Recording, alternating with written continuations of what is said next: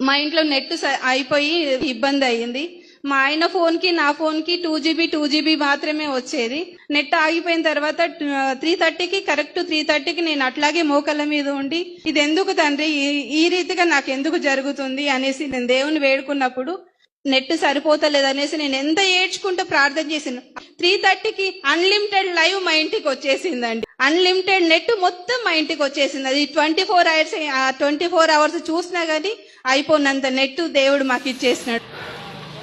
క్రిస్టియానిటీలో ఇప్పుడు ఈ వీడియో చాలా బాగా వైరల్ అవుతుంది. ఇక్కడ సాక్ష్యం చెబుతున్నటువంటి తల్లి విషయంలో నేను ఆవిడ భక్తి విషయాన్ని ఏమాత్రం కూడా ప్రశ్నించట్లేదు, కానీ ఒక రకంగా ఆమె ఒక అమాయకురాలు. కొంతమంది ఎలా ఉంటారంటే ప్రభు అంటే చాలా ప్రేమ, చిన్నది ఏది చేసినా కూడా నా దేవుడు నాకు ఈ మేలు చేశాడని వాళ్ళు సాక్ష్యం చెప్తూ ఉంటారు, లేకపోతే దాన్ని ఫీల్ అవుతూ ఉంటారు. దాన్ని ఎప్పుడు కూడా మనం అదే విధంగా తప్పు పట్టాల్సిన అవసరం లేదు.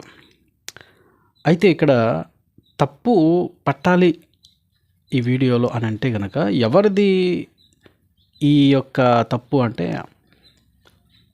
ఎవరైతే ఈమె సంఘములో ఏ సంఘానికైతే ఈమె వెళ్తుందో ఆ సంఘంలో ఉన్నటువంటి సేవకుడు